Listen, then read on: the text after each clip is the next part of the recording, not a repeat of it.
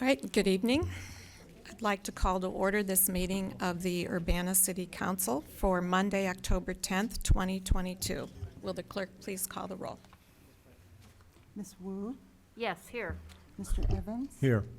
Ms. Hersey, Here. Ms. Colacetti, Here. Ms. Bishop, Here. Ms. Wilkin, Here. Mr. Quisenberry, Here. Mayor Marlin. Here. Next up is approval of minutes from the September 12th, 2022 meeting. Is there a motion? So moved. Moved by Mary Alice. Second. Seconded by Sharice. Are there any substantive changes? Okay, all those in favor, please say aye. Aye. All those opposed, same sign. That motion passes. Next item is additions to the agenda. We have none for tonight. I just had a quick. Yes. I would like to remove item D from the consent agenda just to regular agenda.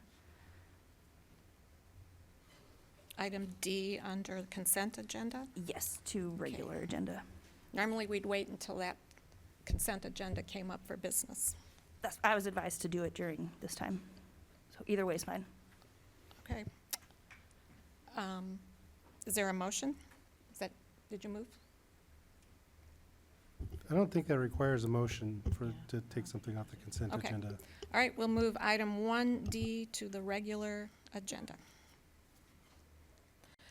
Next up is public input and presentations. We have no presentations scheduled for tonight. We can take public input. If any member of the public wishes to address the Urbana City Council, please come to the microphone and state your name for the record. Hello, my name is Julie Watkins. I'm a resident of Urbana. I wanted to thank you for putting the Learman thing on vote back onto the regular agenda. I was listening last week, and I think there seems to be a lot of discussion, and I had some comment about what I heard. It seemed like you were talking about, well, there's plans that already had been in motion, and if actually, well, that might have been something good to do that many years ago. We're in a different situation now, and it seems like other people have opinions about it, and I'd like to hear it, and I think there was enough discussion that I hope I want to hear more. And one of the things I heard, yeah, housing is an issue, but I've also heard a lot about vouchers being an issue, and that there's can be enforcement of what the rules are. There's also vacant housing. I think this is a nationwide thing, so I think we need to be very careful about deciding resources and stuff to building that takes time. And if you talk with the community, well, maybe there's something else. And I just am very much in favor of putting this into talking about it more. And my thing about voting on something that's just an agreement and doesn't commit anybody, well, it still makes it more likely that that's going to go forward instead of something else. And so I'm in support of the people who were talking last week. Thank you.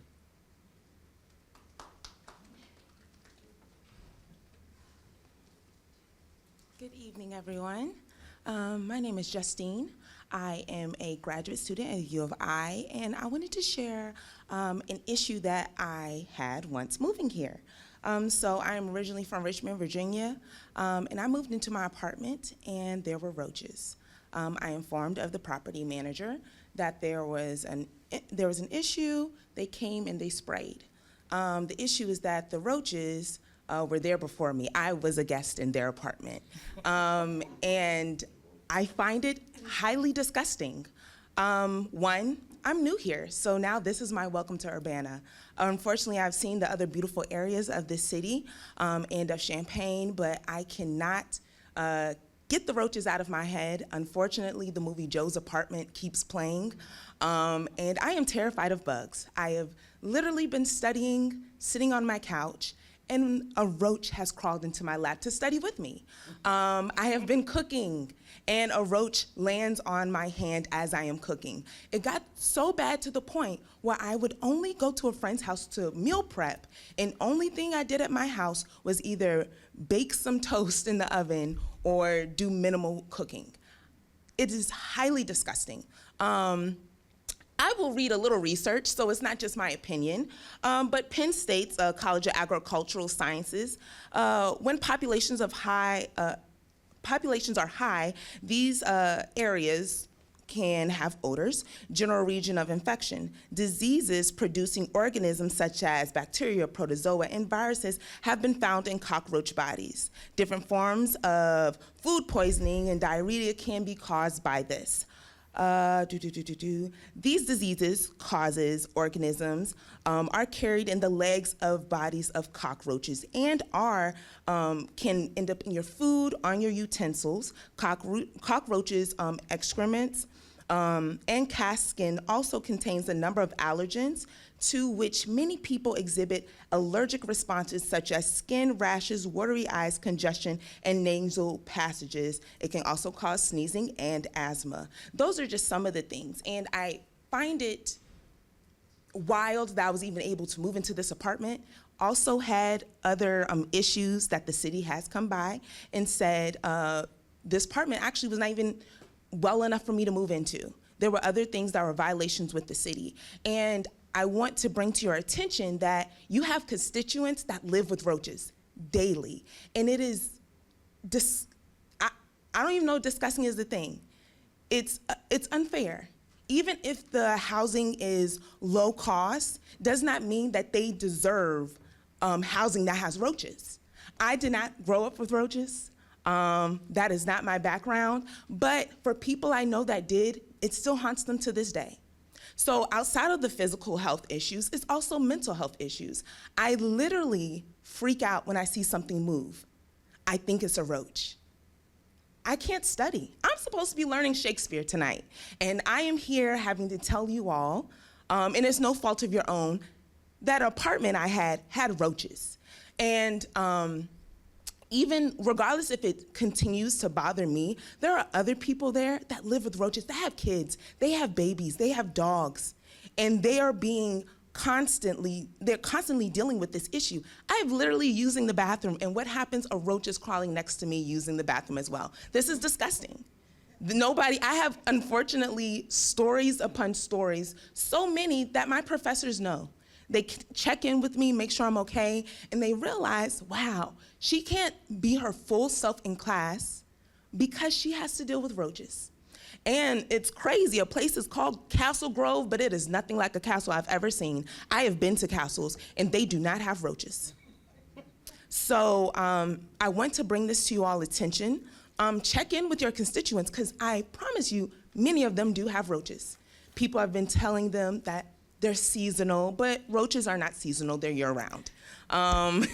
And I am horrified that I actually have to come here and do this instead of studying. So I ask that something be done, pressure for these owners of these properties, these real estate property companies, that they need to take the proper care of these buildings. And if that means moving everybody out for a weekend and fumigating the building, then that should be done. Not spraying. My apartment has been sprayed 5 to 6 times in 2 months. For my health personally, that's not okay, because I have to breathe in these fumes. Even if I let it circulate out, there is something still there. And so I'm gonna leave y'all at that because I'm getting a little frustrated. But I just want to share all that with you all so you can hear my experience. If you meet any others, I'm sure they'll be happy to share your experience. And so that's it, but you all have a great night. Thank you.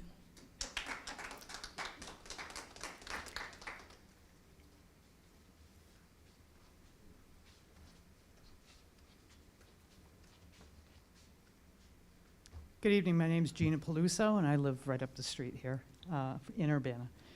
Thank you all for your service on the city council. I appreciate each and every one of you and the work that you do for your constituents. I'm here to speak very briefly about the Learman Ave proposed redevelopment deal. I just wanted to bring to your attention something that I found in reading through the development agreement. Section 1 talks about the redevelopment plan is anticipated to consist of new construction on the redevelopment site for the purpose of providing mixed income multifamily rental dwelling units. But the next section says that the plan will be undertaken, the parties shall negotiate mutually acceptable terms of agreement with North Point for the undertaking of affordable housing projects. So is it mixed income multifamily housing that we're talking about doing a redevelopment deal on, or is it affordable housing? I listened to the discussion about this last week, and what I heard was affordable housing. Also, in the staff report, it talks about how one of the city goals is being met by this redevelopment deal for making sure that people that are 60% of median income or whatever will be the people that will be able to apply for these apartments. So I just want to make sure that we understand what it is that we're voting for tonight. And I do appreciate all of the, excuse me, my mask is getting loose. I do appreciate all of the discussion that was held last week on this issue. I appreciate the fact that you all have been looking into this, and I think the questions that were asked last week were very on point. I know a lot of people came and spoke during public input, or a few did, and talked a little bit about the garden and you know, what's going to happen with that property. I know that it's always been in the works to redevelop at least the 2 properties on Learman. When those properties were demolished, they were actually used as a fire training area and were burnt and left to stay for months in that neighborhood like that. So I think we really need to get the public input from the people that live in that area before we move forward. I do appreciate your time. And again, I appreciate all of your time and work on the council. Thank you.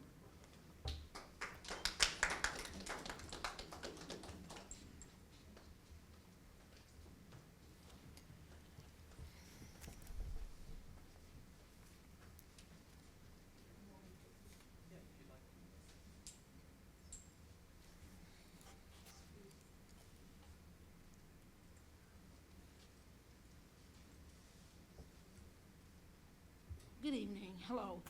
My name is Pastor Angel Johnson. Could and you- I'm Okay. oh, I'm sorry. All the time, don't. I forget. I think I'm tall sometimes. I feel tall. Yes, good evening. I'm just here to express to you from some of the people that live in Learman, okay? They would love to keep the garden there. Now, some of them says, instead of apartment building, how about putting a store that they can buy groceries from so they won't have to go way out to purchase their groceries because they don't have cars. Another person said, well, I need like a good laundromat, like the real big balls and, you know, keys to the laundromat, like every tenant may have a key to get into the laundromat so that other people probably that don't live out there can come in and wash when they want to. They just want it really for themselves, okay? I'm just here representing our community. I live in this area, and apartment is not bad to redevelop any living space or any. The thing about it is, as long as I live, and I've been here a long time, it's always in 20 years, and you could go back and look at your creed or look at whatever you need to look at. The cities always find low-income spaces, low-income areas. And for some reason, I always have seen like within 20 years, they're gonna redevelop. And they're going to redevelop new development, which we don't care. That's fine, build on top of building, that's fine. But in the low area, it's always be target, where if you build something like that as a low-income area apartment, isn't it true that you find a higher crime rate? And that's the areas that people build apartments in for low-income people. And it makes the crime rates go up.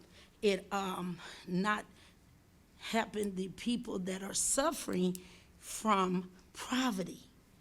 Give them something or build them something that'll bring them out of poverty and let them see greatness. You know what I'm saying? So like I said, it's not something against you building and being creative. It's just that it's a targeted area where you need to target. If you're gonna target that area, put something worth building so that they can enjoy it, because they the ones who live there. I don't live there, I don't live over there, but I hear their opinions and I value their opinions, because those people are just important as we are who lives in $250,000 homes, okay? We are all the same. No one is different. Everyone should be treated fairly. And that is the problem. Stop looking at one another like we're not the same. We are Americans, and we need to respect one another and help those of them who are down. Because I'm telling you, this crab mentality, when someone down, we keep them down. We don't bring them up. And I'm not trying to preach to you. What I'm trying to do is find some way we can all come together, like I was sharing with them. Don't get angry. Go out to the city council and state your opinion. Let them hear you. And they, they have a little timid fear, and some of them, I don't know. But I just want them to know they are part, and we don't have to do this. We could build our community together. I'm a banner for life, okay? We need to build together and come together. So, and I thank y'all and I respect all of y'all for doing the things that y'all do in our community, and God bless you. Thank you.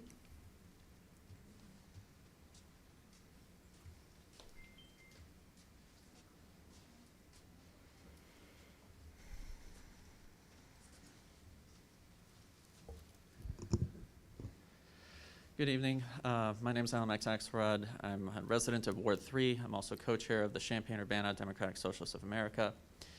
One of the things we do with every single one of our members as part of onboarding before they're even allowed to attend a social is we walk them through abuse literacy.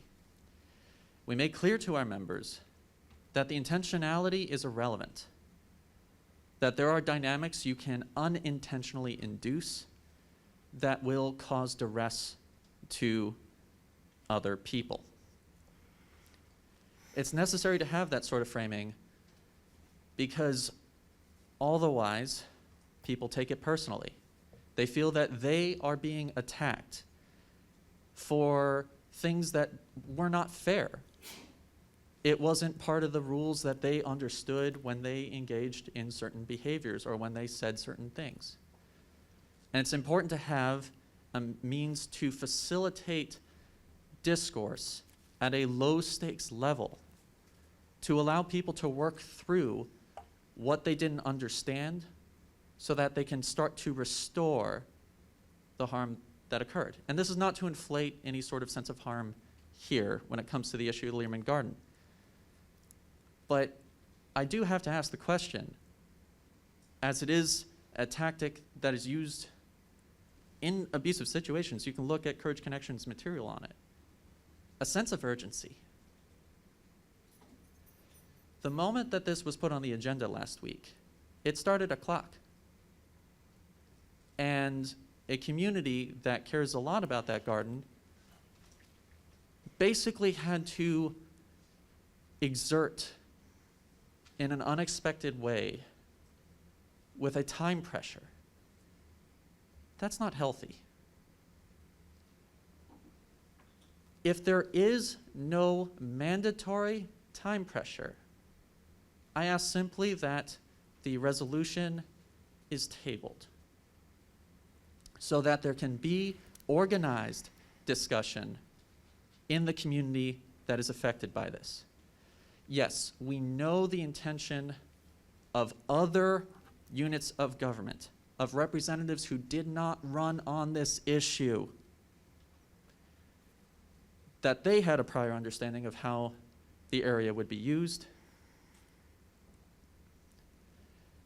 But is that democratic? Where is the harm in talking to our residents, in enfranchising our residents? Maybe they like this idea. Maybe you find a majority actually is really enthusiastic about that idea. And Mayor, I really do appreciate your email where you put in all caps, gardening, right? Emphasizing that that is still going to be a part of this if this goes forward. I think it's important to ensure clarity in that communication with our residents before signing on to something. Because otherwise, it is someone else affecting people's community. I mean, who here lives there? So that's all that's really being asked, is to slow down, talk to our residents, communicate what the city envisions, what the housing authority envisions, ask what they envision,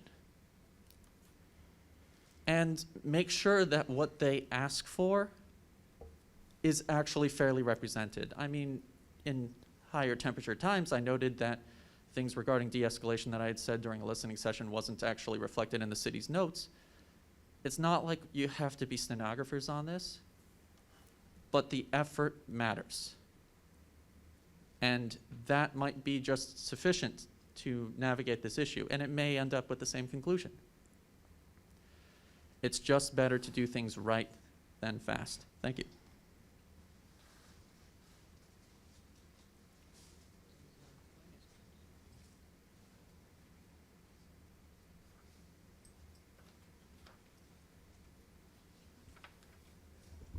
Good evening, everybody. It's Becky Hess.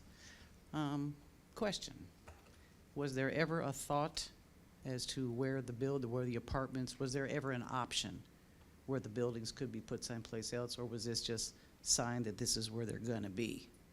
You know, did you mark out and look at any other properties, or was this just set in stone 5 years ago that sometime we're going to have this be apartments? There's an area for a playground, there's a small area for a garden when you look at the plans. But what do you have for the kids there? A playground is for 6 and under. What are you gonna do for 6 and above? The gas station next door, that used to be home run, is totally vacant. There's no discussion about, hey, possibly we could put a student center there for the kids who don't have computers, who don't have access to internet there. You could put a library there. But none of that stuff is being discussed. It's just we're gonna put them here, and that's that. What about fixing Scottswood Manor? Anybody been driven back there lately? Any of you? Scottswood Manor is a hot mess. That place was built over 40 years ago.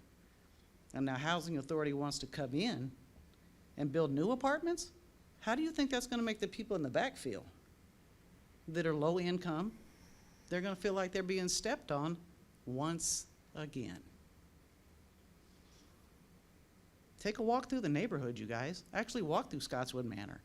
Look at the garbage that's produced just on the sidewalk when you walk back there. I can't imagine what it's gonna be like to pay the city people to pick up garbage at how much they get paid an hour. You have to look farther than today. What is it gonna look like in 10 years, 20 years, like Scottswood Manor? Just look at it. Go back and look at some of the history in that area. Pull up the crime reports. How many times does the police go there on a daily basis? A lot. That whole area. Just like people have said, do we want to add to the police's problems? Really? Thanks, you guys.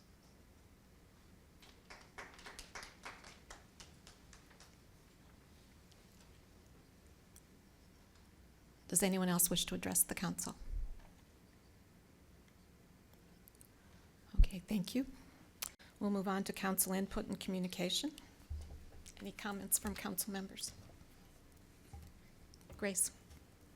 Thank you. Want to say thanks to the public for your engagement and your input tonight.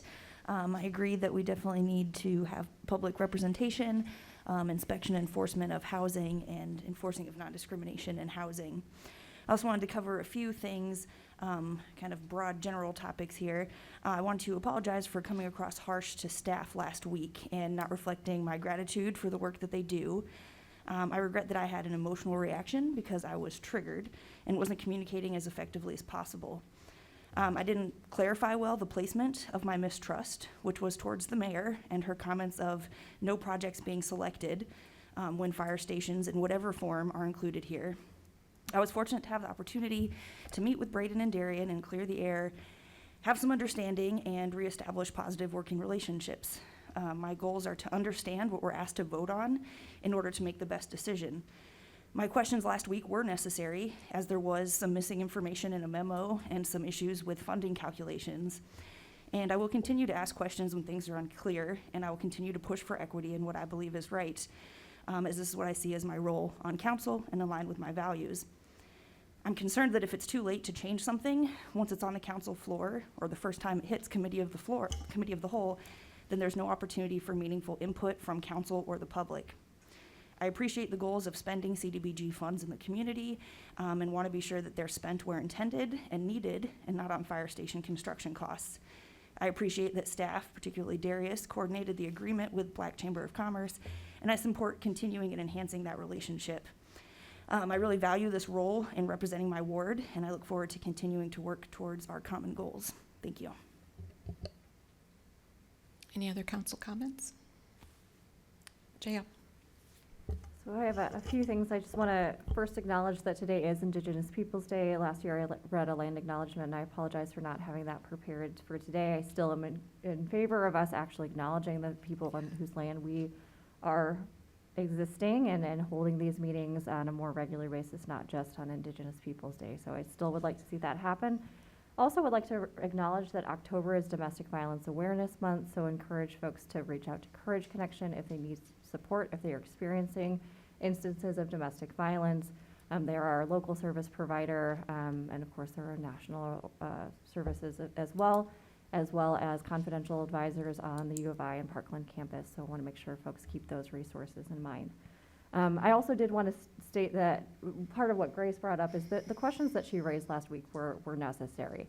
I think that some of them may have felt like we were kind of going over the same piece, but there was missing information, and I think that seeing how that is addressed tonight is important for us, and I would echo that part of our job as elected officials is asking questions if the information that is given to us is incomplete or unclear. That's how we represent our constituents. That's how we represent our community, is hearing that input. Same thing with the folks who are, speaking here tonight and speak with us regularly. That input is essential for us to be able to serve our community. So thank you as always to all the public who come out and speak. And I think it is important to acknowledge that especially some of the questions that Grace raised last week were actually critical for the decisions we will be making tonight. Any other council comments? Just a point of information for the speaker. Roaches are absolutely a health hazard, and you should not be living in those conditions. We do have a complaint form that you can fill out with the City of Urbana that will trigger a building inspection. And I hope if you haven't done that you call the Community Development Services Office or visit here, and we can get that complaint form filled out, because that is your first step in getting an inspection done, not just of your apartment, it could be the whole building. So we do have a process for that, and absolutely, you should not be living in those conditions. Nobody should. I wanted to acknowledge the fire safety and family education event that the Urbana Fire Department organized yesterday. It was a tremendous event. It was very successful, and I appreciate the stakeholders who also joined in it. That included the Urbana Fire Department, our ambulance providers, the Mass Transit District, and representatives from a couple of other community organizations. And in particular, I would like to acknowledge the junior varsity football team from Urbana High School. Our Fire Chief Dade is a volunteer coach for this football team this year, and these young men came out to the event. They helped set up, they stayed through the entire event, and they helped clean up. So it was a great partnership between the Urbana School District and City of Urbana, and I appreciate their help, and I hope we can see more of that and work more with them in the future. And I will let you know that the governor's office has reached out and has introduced to the city, but also to a number of municipalities in central Illinois, a program that's focused on persons who may be arriving in Illinois seeking asylum. So we're just now learning early stages of what the state has in mind and what they may be asking of communities, but we'll keep you posted on what we learn on that. Any other council comments? Last chance. Okay, thank you. We'll move on to unfinished business, and we have none. Reports of standing committees. Councilmember Bishop. On behalf of the Committee of the Whole, I present the consent agenda for approval. Resolution number 2022-10-075R, a resolution authorizing acceptance of the Assistance to Firefighters Grant, AFG. Resolution number 2022-10-077R, a resolution approving and authorizing the execution of a community partnership agreement with Visit Champaign County for fiscal year 2022 to 2023. And resolution number 2022-10-080R, a resolution authorizing the execution of an intergovernmental agreement with the Housing Authority of Champaign County for the provision of environmental review services. Is there a second? Second. Will the clerk please call the roll? Ms. Wu, Yes. Mr. Evans, Yes. Ms. Hersey, Yes. Ms. Colacetti, Yes. Ms. Bishop, Yes. Ms. Wilkin, Yes. Mr. Quisenberry. Yes. Those three items pass. And for the regular agenda, resolution number 2022-10-081R, a resolution authorizing the execution of an intergovernmental agreement with the Housing Authority of Champaign County regarding redevelopment of Learman and Washington Avenue site. Is there a second? I'll second. Moved by Chandra, seconded by Jaya. Discussion. Sharice. I thought we were going to postpone or table that particular resolution. There is a time frame we're working in here, and I think, Sheila, could you address that issue in particular, and also the process that we envision going forward?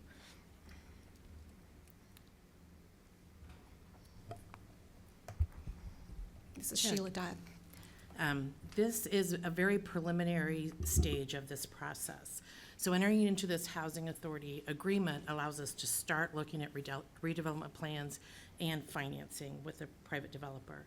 If the financing doesn't come to fruition, we won't move forward because you have to have that in place to start the building. If a tax credit application is approved, which we will know in February, March, then that is the beginning of the development process. We will have meetings with the community. We'll have the developer come and talk about, get input from the residents on what amenities they'd like to see in the area, what's important to them to keep, what's important to them to make sure we have. I know right now they're really focused on family housing. Mixed income in the person's comments really isn't just 0 to 30%. It's, you know, maybe there's 30 to 60% people or up to 80%. So that's what we mean by mixed income. We don't want to always have the lowest of the low there. We're offering a variety of size units as well as income base that we can assist. So this tax credit application is due the end of this week. And so entering into this agreement just allows us to start the actual financing process. It doesn't mean that we're gonna go out and start digging a hole tomorrow. Honestly, if it moves forward, I don't see anything happening for another year, because it just takes time to gather all of those things. If it's approved and the tax credit application financing is approved, then we will come back to council with a redevelopment plan, a final plat. We'll bring at that time any public input we've received. We'll bring agreements with the developer, as well as, if we're gonna contribute any CDBG home funding to the project, council will have to approve that as well. So this is just the very, very early stages of this process. Mary Alice? So Sheila, you had mentioned that there would be community input if there was going to be a redevelopment plan. What does that community input look like? Is there a neighborhood meeting? Is there a public hearing? There will be. We won't have to do a public hearing, but I talked to the developer after the council meeting last week, the proposed developer, and this is just part of their normal process. They'll come down and we'll have meetings at a variety of times so that we can get different residents able to participate. And then we will take back their input and reconsider what they've given us, and then move forward with the final development plan based on the input we've received. Okay, and is there any kind of neighborhood listserv in that area that we can share that information with? I don't have an up-to-date one, but we will reach out to the residents, and we'll probably reach out to some of these same people who spoke at council to help us get the word out. Okay. We will want to have a meeting in that neighborhood versus have somebody come to the city building. Yeah. We might reach out to Brookins or whatever, someplace close that the neighbors can come and give their input. Okay, thank you. Mhm. Any other comments? Grace? Thank you. Thanks for clarifying some of that process some more here, Sheila. So can I just further clarify, you're saying if this passes tonight and the funding goes through, then there's still the opportunity for public input, and then when it comes to council, there's still the opportunity to say no to this if there's still so much community opposition. Is that right? Yes, you guys will be reviewing the final process. This is just the first step to allow the developer to apply for tax credits. Great. And I look forward to more of that process and the public Sure. engagement. It sounds like from what we've heard already, it sounds like there's definitely concerns about the garden space, and I see that that's just one of the buildings in this bigger plan. So I just wanted to throw out the idea of, not putting so much energy into this plan that seems like there's not a lot of support on.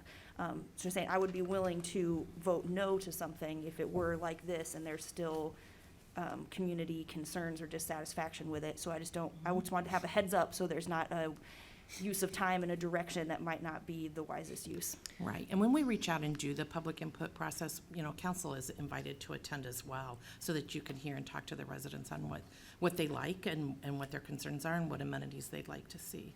And to clarify, the plan that is included in the packet is not the final plan. Right. It's a very preliminary drawing. It's conceptual almost. It kind of just shows the numbers of units and potential And locations. both of those words are on the preliminary plan. It's preliminary and it's conceptual, and they say Yeah. that very clearly on the drawings. And that's part of the process as well. So there will be, as a result of the neighborhood meetings and further clarification and refinement of the plans, it could look very different from what you have in front of you, but conceptually, that's what they're aiming for. Thank you. I'm interested, from what we've heard already from the public, in exploring the ideas of keeping garden space and maybe having other amenities, as was mentioned, grocery stores or other things like that. So I would be curious in those possibilities. And so this agreement is for the specific location, right? It's for a partnership with the Housing Authority to develop at that location. Okay, so we couldn't have this agreement looking at another site, but that could be a potential other option. But this is for this specific location. Correct. Thank you. Chris? Sheila, since you're the only one that seems to have talked to the developer, could you maybe tell us that, remind the public that this developer is willing to work with the neighborhood about their concerns and their desires, correct? Absolutely. He said that's part of his normal process that he does. he's very progressive in his thoughts. He will set a CDAP goal, which I know is something council's talked a lot about. And it's not just we'll pull people from Chicago to on paper meet that goal. We really will work with the Housing Authority to develop business opportunities for our minority and women-owned businesses so that they have opportunities to grow and develop in Champaign County. But what the public should know is they're gonna have a chance for input here. right? Absolutely, yes. Okay, and Yep. they can help design this space.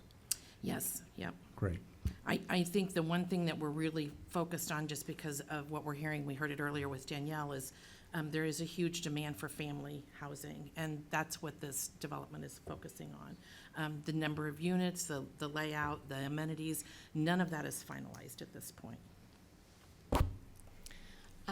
Just historically, investment in that neighborhood, and probably most recently has been the renovation of Aspen Court, which was about 140 units there, and that was close to a $5 million renovation that it took place over the last 2 to 3 years. So there has been significant renovation of housing in the area, and we'll continue to work on that. Jay, and then Sharice. Just one quick, you mentioned last week, and I just want to re-clarify, this is an agreement essentially that we had in place that just recently expired, right? That's So I think correct. that that's an important piece too, as we're looking at options and thinking about the impact on the community, that this is not new, this is re-upping on something that was previously in place, Right, correct? right. Thank you. Yeah, it expired in December of 2021, so it's very recent. Chandra? Has this developer worked in Urbana before? No. No, he's worked in Illinois, but not in Illinois, or not in Urbana.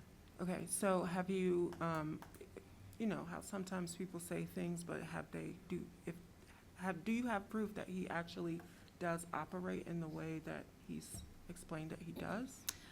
Looking at the other developments that he's done, yes. But like I said, you know, like, I don't know, the CDAP goals, that will be something we set in our agreement with him, and that will be something that comes to council for approval. If we invest any of our home funding in it, there will be a minimum of a 20% goal that they have to reach. It's not just hopeful that we will get there. They will have to do it. That's part of the federal and state guidelines. So I'm very pleased at how open-minded this gentleman is. He went to the site, he looked around, he came to us with some ideas that we hadn't even thought of, like he noticed there's a lot of bus traffic there and there isn't a bus shelter, and so maybe we should, you know, look at adding that as part of the amenities to the site. But as I said earlier, it's just very preliminary stage right now. If it goes forward with the financing, all of that will come back to you in a series of agreements, and those agreements won't be brought to you until we have significant public input, or at least outreach we've tried to do. James. Yeah, I just want to follow up a little bit on the question that Jay asked.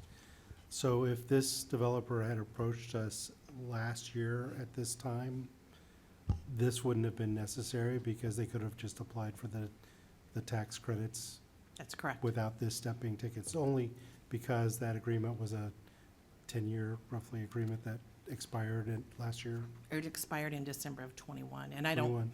can't honestly say when it started because it was before me, so it was Okay. before 2018. All right, thank you for clarifying that. Okay, I think we've thoroughly discussed this at this point. Would the clerk please call the roll? Ms. Wu, Yes. Mr. Evans, Yes. Ms. Hersey, Yes. Ms. Colacetti, Yes. Ms. Bishop, Yes. Ms. Wilkin, Yes. Mr. Quisenberry. Yes. Thank you. That motion passes, and again, this will be discussed multiple times going forward.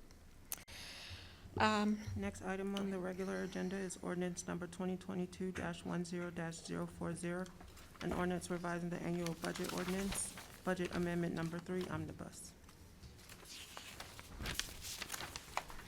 Second? Moved by Chandra, seconded by James. Further discussion?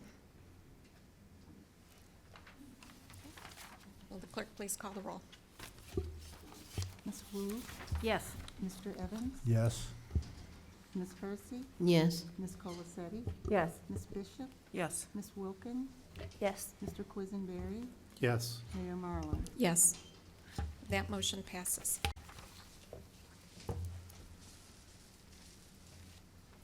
Next item is resolution number 2022-10-078R, a resolution approving and authorizing the execution of an economic development agreement with Champaign County Black Chamber of Commerce for fiscal year 2022 to 2023.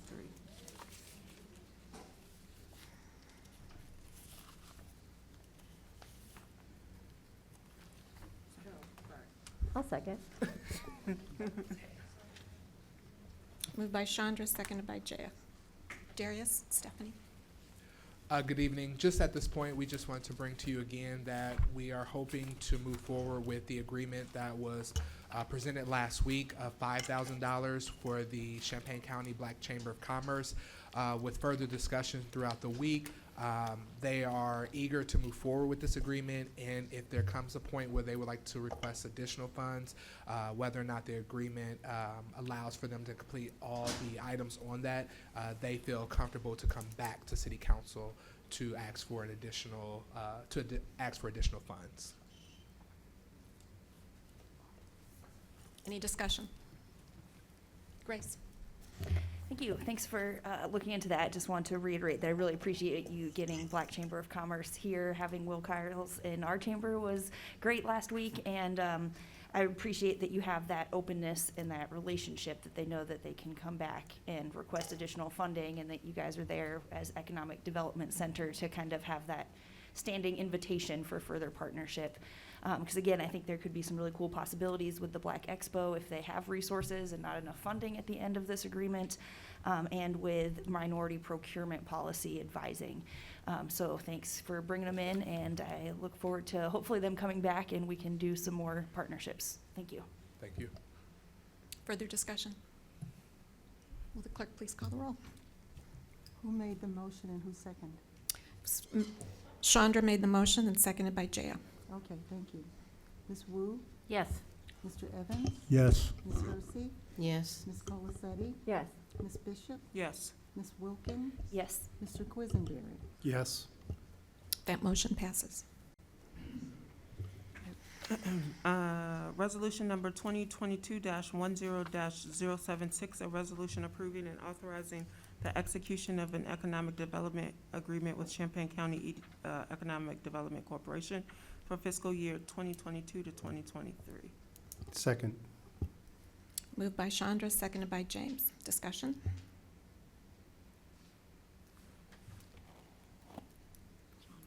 Chandra? So I read the correction on the memo. Can we run through those numbers again really quickly, just for clarification? Yes. So the revision is to provide a contribution of $33,763 to the Economic Development Corporation. In the error that was made by me in our last agreement, No, that was my error. it was That's why I it was for $38,763. So that error came from the last year request of the additional $5,000 by EDC, and then VCC also had their additional request, and that wasn't that request didn't move forward. So that was just an error on our part.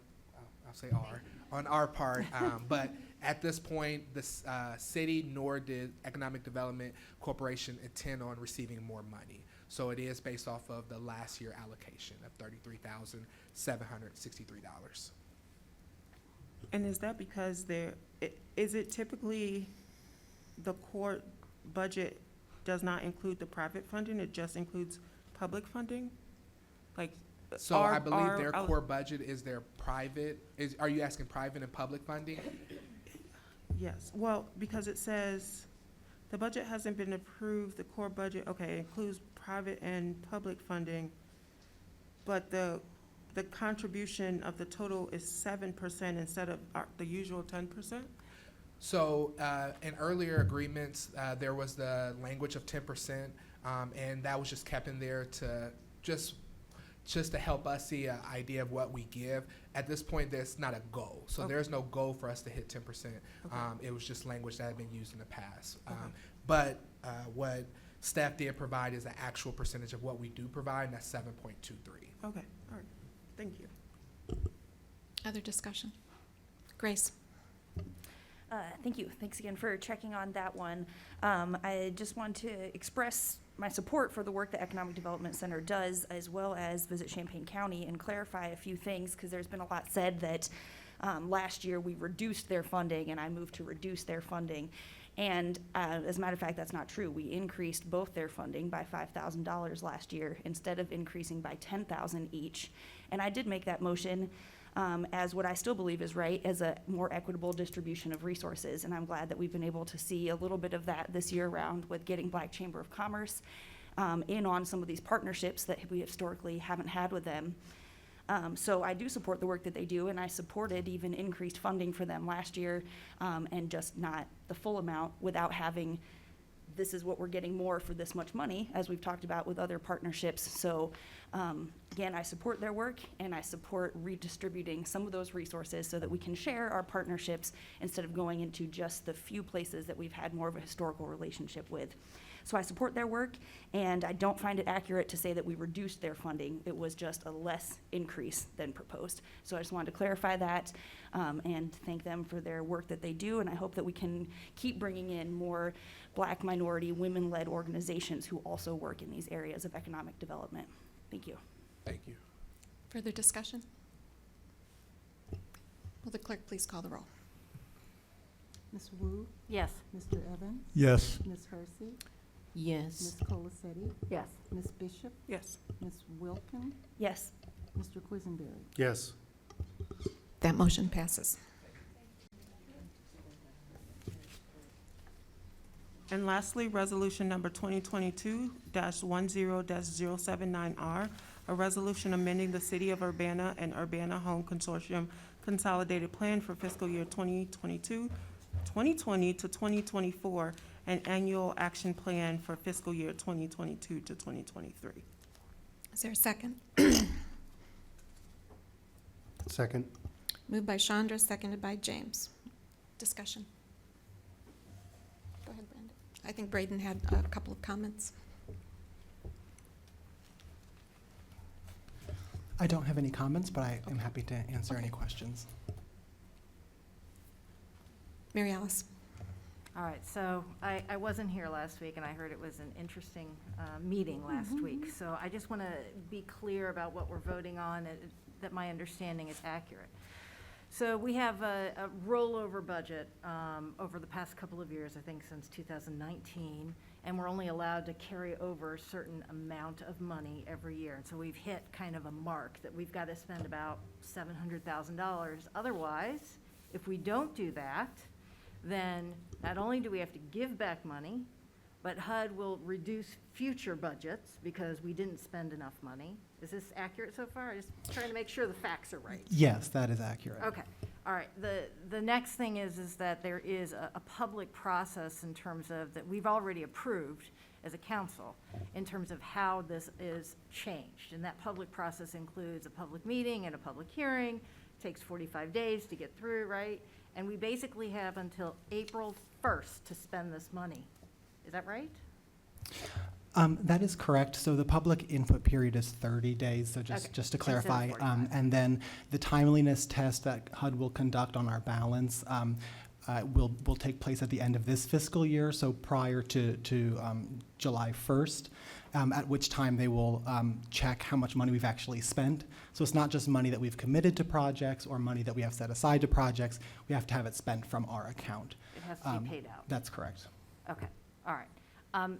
I know that a lot of conversation had to do with, there was basically two items that we added in terms of what we could spend these dollars on. The first one was infrastructure. It sounded like there was a lot of approval, people supportive of spending on infrastructure projects, and really that it was the fire services that people had some questions about.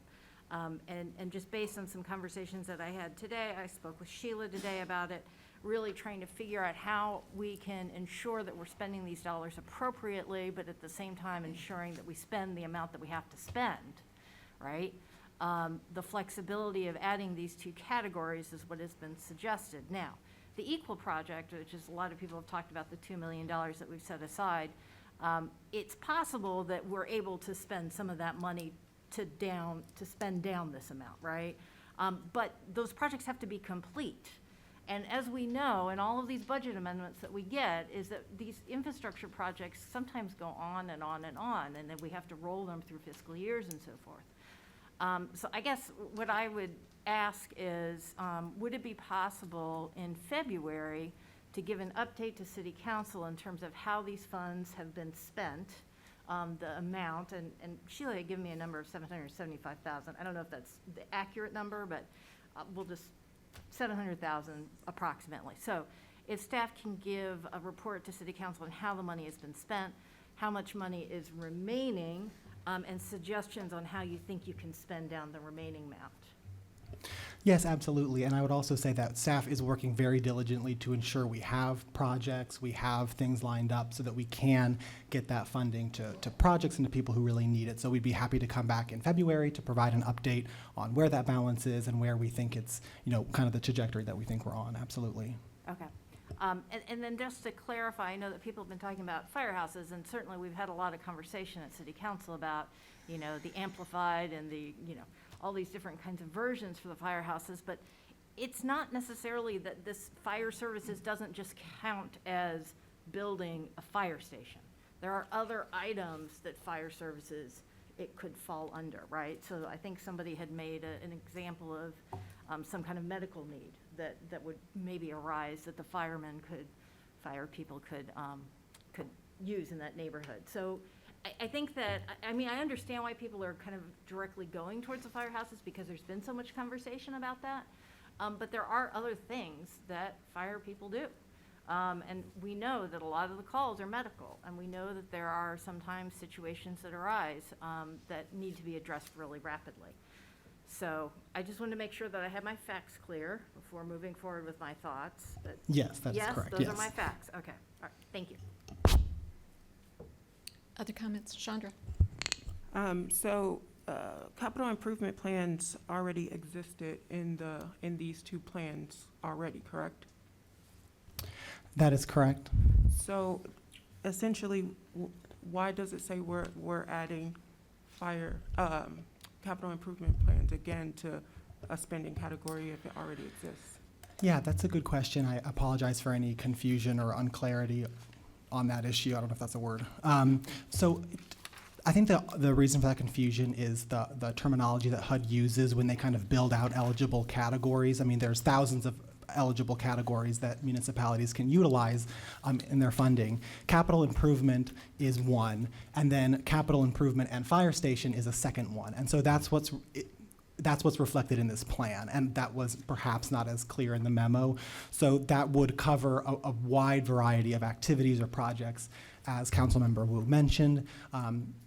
Could include equipment, purchase of equipment, but also programming, outreach to low to moderate income neighborhoods or things like that. So, yes, capital improvement projects is in the plan, and staff does intend to fund capital improvement projects in our target neighborhoods, but capital improvement and fire station activities are also something we would like to have added to the plan so that we can have some additional flexibility to have backup projects in case projects are delayed or are taking longer than expected to get that money out the door.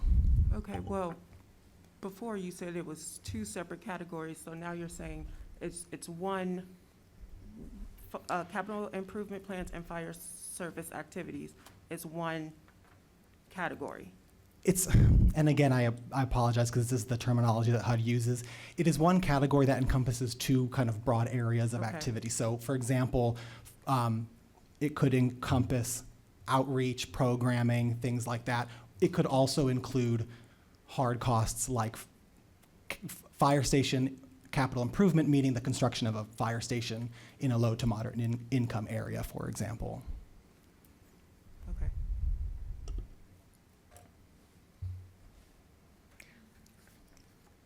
Grace?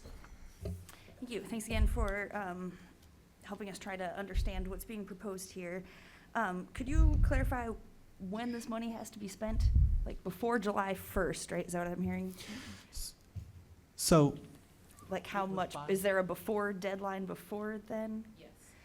It has to be spent by April 1st to give us time to draw the funds and HUD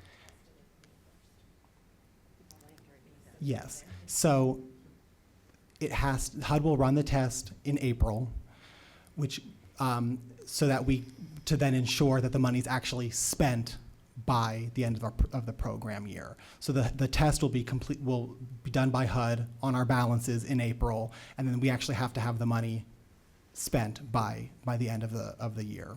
And so is that the language with the obligated and announced by April and then actually be Yes, spent by the end of the year? Yes, that's correct. Okay, thank you. And then as far as spending, you're saying needs to be spent out of the account, right? So could there be the possibility to put this in an account for equals type projects, the equals equity and quality of life, capital improvement projects, and have that be a fund that will go through it? Or it's like you have to have spent all the We have to have construction spent it and dollars? then have the proof to HUD that there are contracts that we executed and were paid out and things of that nature. Yeah, Grace, we can't draw the funds until we actually have completed the project. So once we draw the funds from HUD, we have to have dispersed it within 15 days of that draw.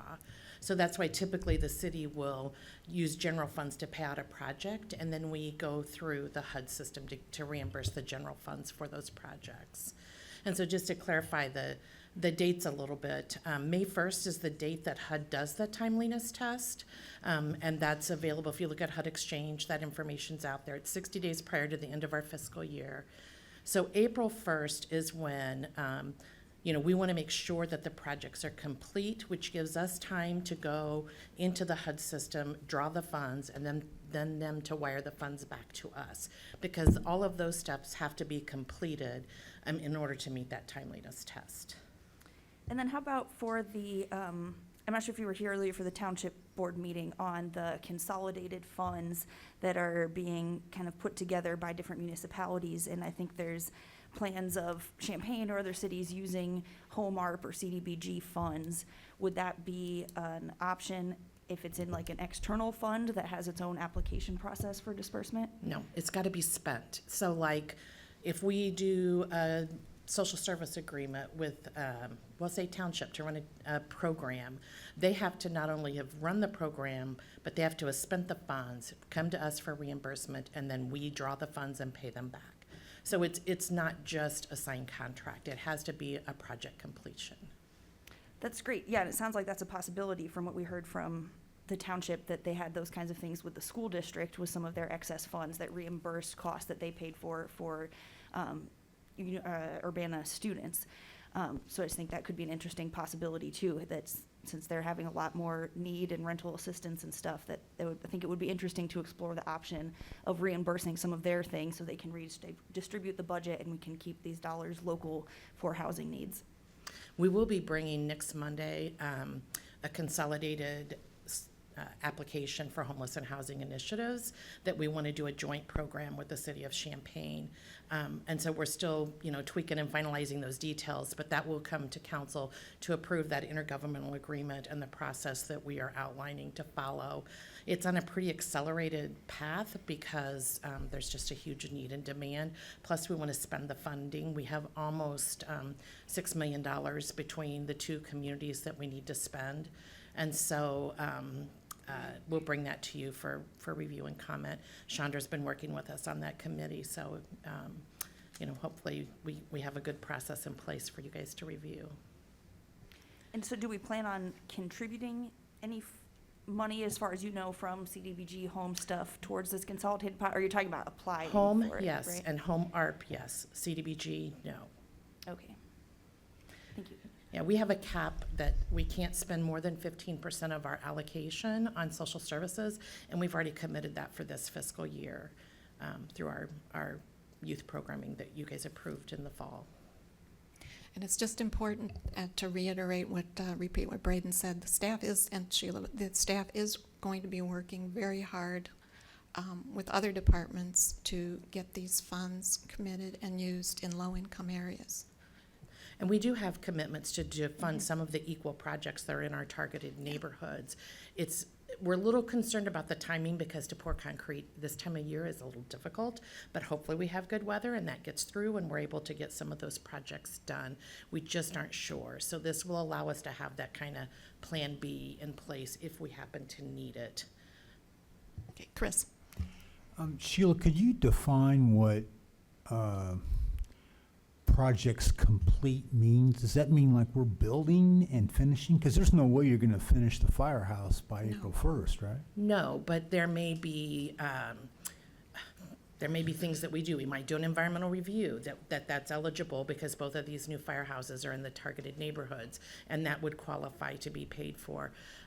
It may be, I don't know. I haven't even thought about what that possibility is.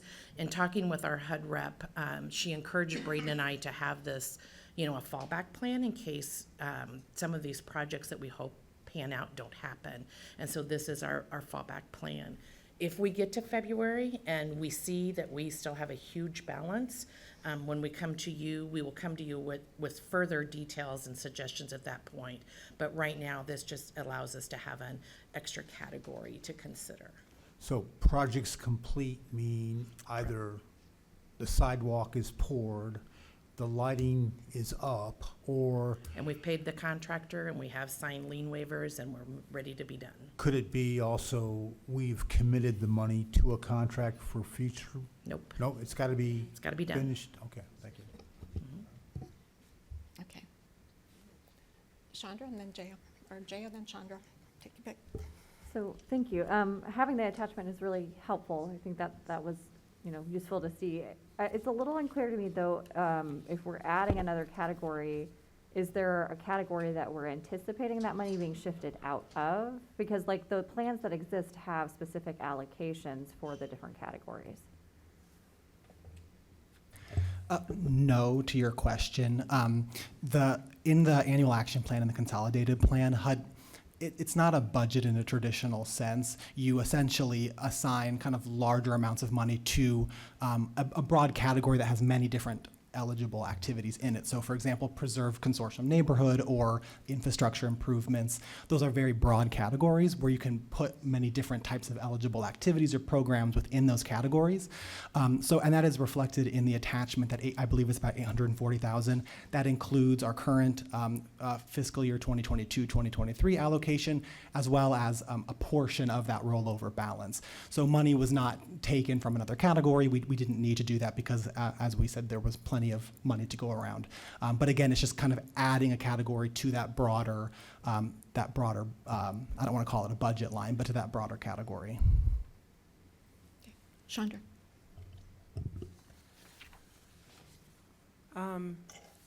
Why is this coming to us so late? I guess, like, it feels like why is the urgency, why is it coming to us so late? Why not have come to us a couple months ago and said, we're having a problem spending this money and we need to figure out how to spend this money, and it's just the two of us, so we don't, it feels, everything comes to us when it's a matter of urgency, like, and we don't have time to really be thoughtful and have exploratory options, like, I just wonder why not come to us a couple months ago. Right. Once we complete the CAPER, which is the end of September, and we do a final adjustment of all the numbers, the city's budget closes out, that's when we have truer numbers. We could see that we were hitting that there was going to be a threshold issue, and so that's why we started in September the amendment process to amend not only the annual action plan but the consolidated plan. So it's really once we get truer numbers that we bring it to you. So there's not been a delay. We just now have those numbers. Okay. Any other comments? Grace? Thanks. Yes, gets to be a little more complicated than it seems on the surface, I think. And so it seems like we're not adding categories, we're not changing funding, we're just adding fire activities under one of the allowable uses for the CDBG funds. I think it's misleading to say that we're adding capital improvement projects because they are already included, right? So if we don't pass this, we can still do capital improvement projects with this money, that this is only adding fire activities as the only meaningful change, right? We are using HUD's definition, so that's where it's not capital improvements, comma, fire activities. It's capital improvements and fire activities, which is one project. Yes, but like, for example, the category on the consolidated plan is support infrastructure improvements. Right, that's already been in the process that was approved in 2020. Yes, so we don't need to add capital improvements, fire activities, if it's just capital improvements and not fire stuff, right? That category is capital improvements and fire activities. It's one category, according to the HUD definition that Braden emailed to all of you this afternoon. So capital improvements are already in the process, and that's why, like the equal projects, when, we sorted through all of those, we looked at the ones that we could be doing in this targeted neighborhoods. Those will be part of the capital improvement projects, and we didn't need to bring that back to you because council had already approved that plan. But to add this category, it's not just fire activities. The category is called capital improvement and fire activities. And Yes, maybe to but it help, means- I apologize. Oh, please Just to me, help yeah. clarify, so the goal name where it says support infrastructure improvements, so we're given that kind of, that's given to us. And then as you see needs addressed on the right-hand side, those have to be added. We have to choose what we're putting there. So that's not pre-filled out. Those are the things we decide based on public input, based on council input, what goes into the plan. So community development needs, that's something that we can select from a list of different options. So that's what we're adding to. The goal name on the left-hand side, support infrastructure improvements, preserve consortium neighborhoods, those are given to us by HUD, and then we add to them the specific types of needs we see in the community that we want to have addressed. So that, just to maybe help clarify that part of it. And they have to speak the language that HUD requires us to speak, and that includes using the HUD definitions, which in this case is a long definition, basically related to fire prevention services and activities in low-income neighborhoods. It's not two separate things. We Okay, have to that's- use the language that HUD requires us to use. That's fine, and still not getting at the question here is, so say without this, like before, last week, we could have done, and we still can do, equals projects and capital improvement projects and stuff like that without Yes. this tonight. Yes, and plan to. Okay, That's already in the process. Okay, so we can call it however we want, but the only meaningful difference between this and what we currently have is including fire activities called capital improvement projects, fire activities, but capital improvements are already in there. So we're not adding capital improvements, that's already there. It's the wording to add fire activities. It's the wording to add capital improvement and fire activities. Okay. That's the wording HUD wants us to use. Makes sense, but capital improvements already in there, right? So we're not adding it, right? Okay. Correct. I had another questions here too about the reimbursement. Could it also go towards things like the school district costs possibly who serve low-income areas? We talked about township, and you mentioned some of the equals grants projects that could be used with CDBG funds. Is that not a decent fallback plan? No, I don't see how we could fund the township or the school district without hitting into commitments we've already made, because those are considered social services, and we have a 15% cap, and we've already obligated that cap for our neighborhood cleanups, our transitional housing, and our social service programming that we've already awarded agreements to. Yeah, so it couldn't be used for like rental assistance or No. things like that for them, but it could be used for other stuff too, right? Like the school district's doing some capital improvement stuff with new centers, serving low, moderate income students of Urbana, right? So it seems like there are other options that could be explored as We'd have joint to go stuff. back and do the public participation process, because we have to be specific in what we're going to, what categories we're gonna use, and we don't have that intergovernmental agreement with the school district or with township to implement those. So I don't think we could just pull that in February and get it done. That's why we're adding this now. And it may be that we come back to you and we're great and we spent all the money and this is a total non-issue. But it may be if we get to that point and we have to spend the money, we have to have this fallback plan. And that's how we've been directed to do it by HUD. Makes sense, thank you. And I'll just say I definitely understand and support keeping this money in our community so that it doesn't go away. I definitely understand and appreciate that. I think that fire stations construction is not the right route of that. I do have concerns that it is referring to physical building stations, although we've mentioned some alternative things. That's fine, you can say not, but because stations are in the memo, and we were asked by Public Works how council feels about spending CDBG money on fire station construction in a survey. So I think that there are things behind the scenes that suggest that this money is intended to be used for fire stations, and that it's here, and there are a lot of concerns. So I will hope that we can spend this money in other ways and find creative solutions.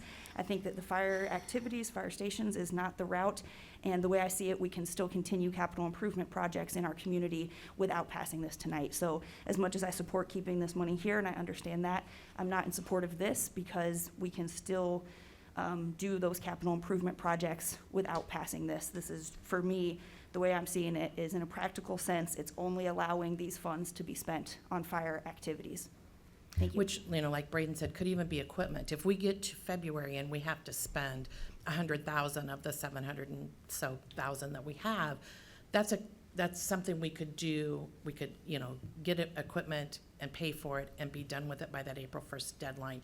We are not going to build a fire station. We're not going to build a room by February. We just can't. It's not even, you guys haven't even approved a design or a process yet. So this just allows us that flexibility if we need it to be able to get the money spent.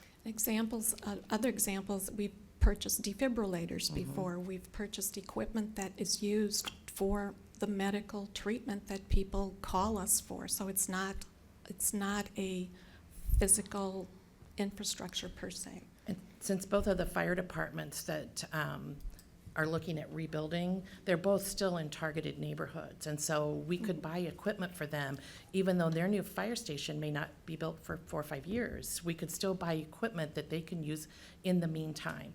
But if we don't have this language in there, we can't buy that medical equipment or any other equipment. Okay, Jaya, and then Sharice hasn't spoken yet. So I think we're hearing a lot of discomfort around the wording, and I hear that, right? Some of it's the language we have to use to be compliant with HUD's definitions, but can we clarify within this resolution the purpose that we're discussing, right? The examples that have come up versus the idea of contributing to the building costs of the fire stations. Does the resolution say that it's going to be used to construct fire stations? No. So so you're saying that you're talking about something being inclusive. I'm talking about something being exclusive, like clarifying that it will not go to funds associated with building the fire stations, right? That's a different piece. It's providing a prohibition instead of, assuming that there's a permission needed there. I don't know about the process on that. I suppose I would leave that to someone else. What I will say is I'm kind of getting to the same effect, would be that any sort of project or agreement would have to come to council for comment and final vote. So if we show up next month with the contract to build a fire station, you'd all have to vote on it. So, yeah. So in terms of the resolution, I can't quite say what that process is like. I think clarifying that in the resolution as well would be useful, right? Because I think for some of us who are appreciate having things in writing, I think that would be beneficial, right? Because then we're getting caught up in these like what ifs, right? Which is, I think, valid, right? Again, that's part of our job is to ask those questions. And so clarifying either by saying it is not intended for this purpose, or clarifying to say any, Braden, you said it really well right now, but unfortunately I can't repeat it right back to you, right? But just clarifying what kind of the restrictions are that have been discussed related to the concerns of council members, I think could be impactful from my perspective at least. My concern about putting that prohibitive language in is what happens in our 23-24 budget, and you decide as a council that you want to use the CDBG funds for that. Now we've eliminated it.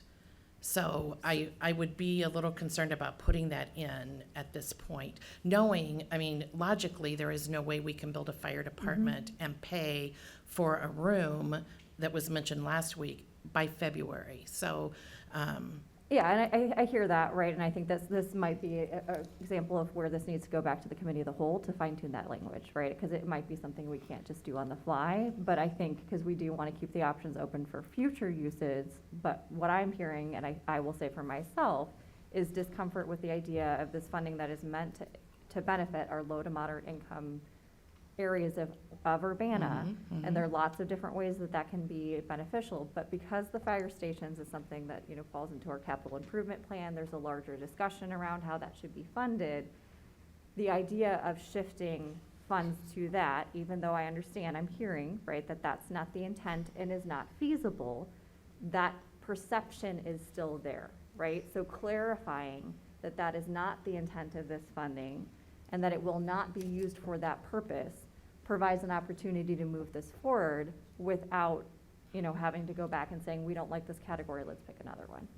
So how would you define the fire activities? Like, we have given a variety of ways that it can be used, such yeah. as medical Right, equipment so or. it could be like maybe non-construction related costs, or like Braden said, saying any, proposals that relate to fire activities need to come back in front of the council for approval, right? I think actually that's probably a better way of doing it. But I think just providing that clarification, so that it opens it up in a way that might allow for quicker spending, but also offers a process that doesn't just say, we're not gonna add that piece in. That would be my suggestion. I think we can get at that by focusing on the resolution, and then you can separately direct staff to come back with any proposals related to fire activity, whether it's medical equipment, whether it's outreach to the neighborhoods, whether you have another family fire prevention and education day like we had yesterday, that you could direct staff to come back to you for approval with any fire-related activity. Would that work for you? I think having things in writing is beneficial. I think that there's been confusion even when things have been put in writing, so making sure it's in the resolution in the correct place is important to me. We can put that language in the resolution? Would that work? I think that if I heard Jaya suggest keeping it in the committee of the whole, we can work on whatever amendments would be appropriate to capture what you're trying to capture, and we can bring that back. How does that work timing-wise? That will delay by 2 more weeks. Right, and I think timing-wise, that would be okay. I would have to check with our head rep to see, because it's changing the amendment. So I'd have to make sure that we don't have to start that process over again. I think the point would be that we wouldn't change the amendment, but we would capture in the resolution the intent of council. We're accepting the broad change to the plan, but we're basically putting a footnote. But for us, the Urbana City Council, we're taking some things off the table, but the plan is being amended the way it had been noticed and brought out to the public. I think we can probably accomplish that if you'd give us a little time. And we could also do a special council meeting. Well, we could, if you want to keep it in the committee of the whole, you have to send it back. So we can just bring it next week. I need to that's say okay. something before we talk about closing off discussion for this right now. Go ahead, Sharice. Thank you. Personally, I love my fire department that's right around the corner from my house and has come and taken care of my mother twice, including calling paramedics for her. And that's the kind of service that my neighborhood gets from our fire department.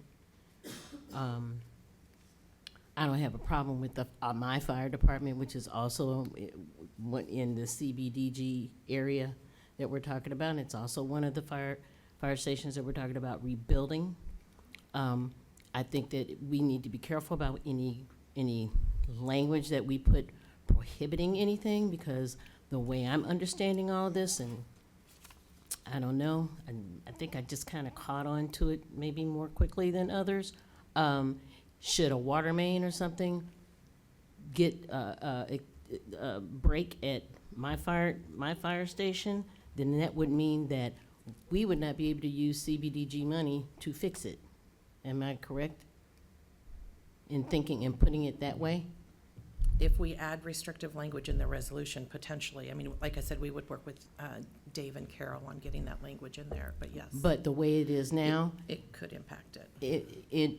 it could actually impact any kind of construction that might be needed in between time that could also interrupt the service that comes to my neighborhood. Am I correct in thinking that? Actually, So that's why I'm not really for restrictive. If you, I'm not for restrictive language. We can talk about maybe something and more specific, but I have to think, I'm thinking in terms of my ward and how our fire station serves my ward. Grace, I think the other fire station is in your ward. And I'm thinking in terms of how my ward would be affected based on minutia with this. And I don't want my firehouse, the firehouse on Lincoln Avenue is cramped, it's old, or we wouldn't be talking about rebuilding it. And should something happen that we need certain equipment or anything like that, that would, where this funding could actually help to supplement any kind of something that would happen, I can tell you, I will be resentful about, there being restrictive language placed into a resolution when, as before, right now, it would be, they would be able to use that funding. Well, according to, right now, because it's in a serviceable area, because it's in our area. I think we can get language that will accomplish what folks are asking for. At least that's what I'm trying to understand. Yeah, we have a motion on the floor. It was made by Chandra, seconded by James. Do you want to amend that to send it to committee? Yes. Yes. Okay. The mover and seconder have amended the motion to send resolution 2022-10-079R back to committee, and we will draft language to add to the resolution to reflect the concerns we heard tonight. JF. I want to just quickly clarify, this is not about not loving our fire department. I think that every single person in this community is aware of the work of our fire department. That's why we're building new stations. But that money has a very specific purpose, and so thinking about how we are allocating it and making sure that we are clear in our intentions about how we are allocating that money is important as well. I've been very fortunate to have our fire department respond to loved ones who needed their help as well. The Philo station serves, my ward, serves where I live as well. See, officers, when I did the ride along with law enforcement, I had the opportunity to see some of our firefighters and their amazing work as well. So I think as we are crafting this language, we need to be intentional, so we're not overly restrictive, while also making it clear what the intention is with expanding this category. So I have a clarifying question.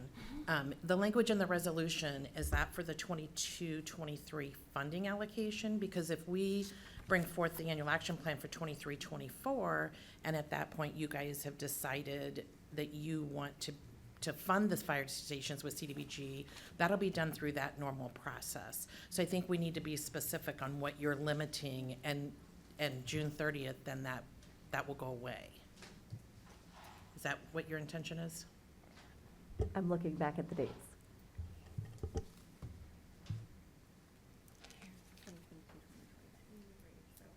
You're talking about just this year? Right. Yeah. That was my thought, was just for this period, but For this $775,000. Okay. But I think that having it back in committee of the whole allows for that feedback, so it's not just about my opinion, it's, what is the council's perspective? Okay, staff will attempt to get that drafted and bring it back to committee. We have a motion to send this to committee. All those in favor, please say aye. Aye. All those opposed? Okay. Nay. Okay, that motion passes. That concludes the regular agenda items, reports of special committees. I don't believe there are any reports of officers. I do want to remind folks that Public Works Director Tim Collin has asked people to have the comments and the survey related to fire station options completed and turned in by tomorrow, if possible. And that survey was sent out last week, and I believe additional information was it sent out today? The copy of the PowerPoint, yes, just to remind us. Okay. We'll move on to one item of new business, which is ordinance number 2022-10-041, an ordinance approving a major variance for Crispin Auto Sales and Exports freestanding sign at 1010 Cunningham Avenue at ZBA case 2022 MAJ 06. Kat Trotter will present. Hi, everybody. It looks like we lost a laptop connection, so I'm just going to refer to the exhibits as they are in the packet. I think it ran out of juice. That's okay. I don't think it'll kill my presentation, but if you have any questions, let me know. This is a request by Julio Crispin and Matthew Usher for a major variance to allow a 10-foot tall, 32-square-foot freestanding sign 4 feet from the property line at 1010 Cunningham Avenue. At the September 21st, 2022 meeting, the Zoning Board of Appeals voted unanimously to forward this case to City Council with a recommendation of approval, with the condition that the sign would generally conform to the submitted site plan. Staff finds that the case meets the variance criteria and therefore concurs with the ZBA recommendation of approval. So if you're looking at the location map, the property is located on the east side of Cunningham Avenue, north of Kerr Avenue. The applicants purchased the property earlier in 2014. It was formerly a gas station and is now the Crispin Auto Sales and Export Shop. The business does not have a freestanding sign. There is a small wall sign on the building, which is about 90 feet from the front property line. The requested variance would allow the applicants to install a 10-foot tall, 4-foot by 8-foot freestanding sign 4 feet from the property line. The zoning ordinance requires freestanding signs to be at least 15 feet from public rights-of-way if the sign is taller than 8 feet. The sign would be 4 feet from the public right-of-way on the east side of Cunningham Avenue, so a variance is required to allow the request. And if you're looking at the zoning map, the property is zoned B3 General Business. The adjacent properties are also all zoned B3, and the adjacent properties across Cunningham Avenue to the west are zoned B3 and R3 single and two-family residential. Nearby are other auto sales and service shops, a motel to the north, and an HVAC service business to the east. Oops. So there were also some site photos in the staff report. The applicants request the variance to reduce the required setback of the sign as there are obstructions on the adjacent properties that block the visibility of Crispin Auto. The neighboring property to the north has a 4-foot tall fence and sign that encroach into the required front yard, and the property to the south has a building and a sign that encroach into the required front yard. When traveling north on Cunningham Avenue, the existing encroachments block the visibility of the site and building. The applicants state that there is currently a safety issue because customers trying to enter the site are frequently unable to see the property until they've already passed it. The applicants request a reduction in the required sign setback from 15 feet to 4 feet to increase the visibility of the sign and site for people traveling along Cunningham Avenue. The sign would be smaller and shorter than the maximum area and height allowed for a sign in the B3 zoning district. Staff finds that the variance meets the 6 variance criteria. I'll summarize those real quick. A permitted sign 8 feet tall and 8 feet from the property line would be visible to people traveling north on Cunningham Avenue just a few seconds before they would approach the site, which creates a safety issue for customers entering and exiting. The variance would not serve as a special privilege, as there are neighboring properties to the north and south that have signs, fences, and buildings that encroach into the required front yard and block the visibility of the subject site. Much of Cunningham Avenue was developed before the current sign regulations were adopted, so there are several legal nonconformities along the corridor. As a result, the subject property is blocked by structures encroaching into required front yards to the north and the south. As I've summarized pretty much to this point, the situation was not created by the petitioner. There are several legal nonconformities along the corridor. And the encroachments are blocking the visibility of the site and any potentially conforming sign. And because of that, the variance will also not alter the essential character of the neighborhood, as there are neighboring legal nonconformities.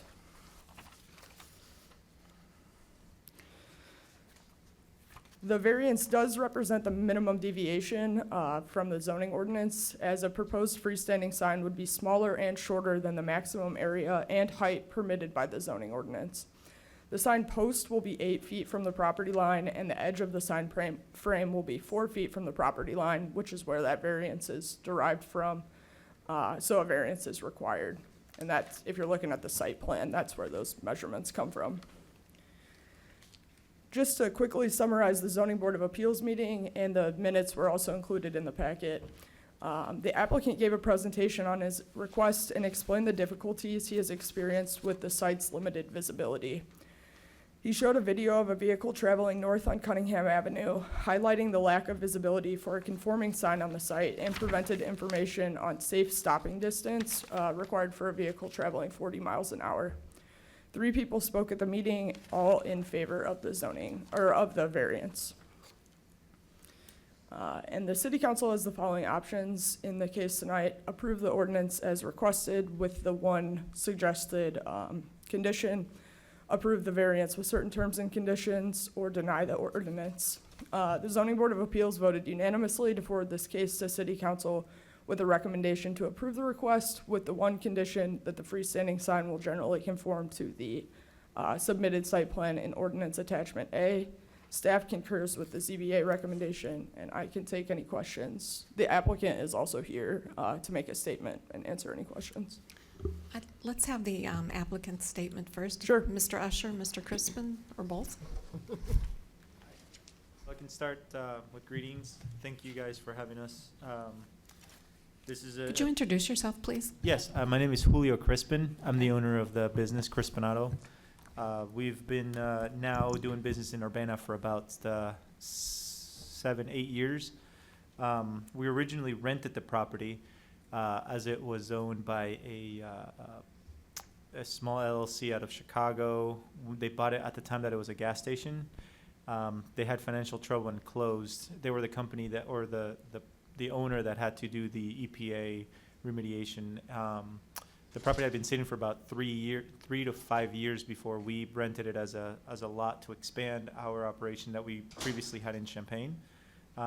We used to be just in a warehouse, and we operated out of there. Most of our business was actually coming from Urbana, so it kind of strategically worked in our favor to be in the area. We rented it for about a year, almost a year, when we realized that the business it was good. It was working. The location was an improvement from where we previously were, and we purchased it, improved it, and ended up. I think that's working. Ended up, permanently located there now. We've expanded now to another operation in Rantoul, and we're very happy with the results. We intend to stay. We intend to establish this business, to expand it. We want to improve it. And in order to do that, we feel we have this one limiting factor that would really kind of tie up what we've already invested in all these years. We kind of almost exclusively rely right now on social media for any exposure. For that reason, our location it's not the ideal location for visibility because of just what was already there. PDR has the location right next door that had a grandfathered in,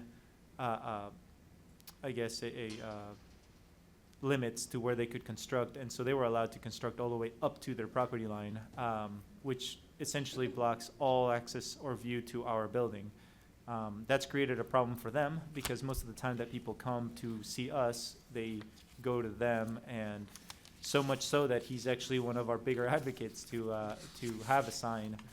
Even though we're in similar businesses, you still have a very good relationship, and he would like to see that also resolve some of his issues of having to constantly take time and show customers. A lot of times we have tow companies, which is one of our presentations last meeting was a representative from Reynolds that came and spoke about how many times they've had to pay to have somebody come back and move the car from their location to our location because they missed the exit, the entry. So let me plug this in so I can give you guys a kind of a view of what I'm talking about.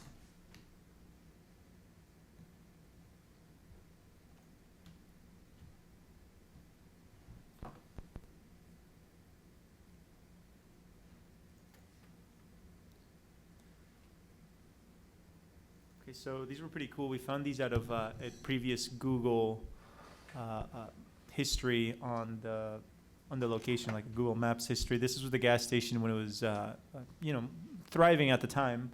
I think it was a Clark, and then it changed. It looked like I can't remember what name this was, but it's changed a couple different names since.